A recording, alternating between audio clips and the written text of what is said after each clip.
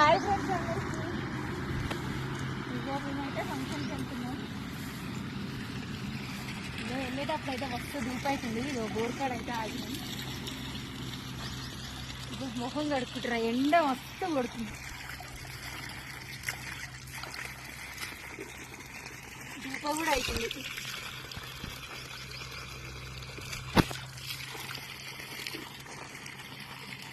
రైలులో బోర్లీలో తెలియదు కానీ చల్లగా ఉన్నాయిరా.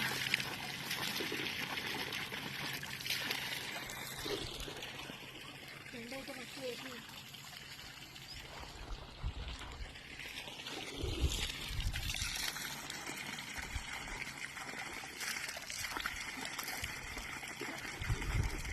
దాని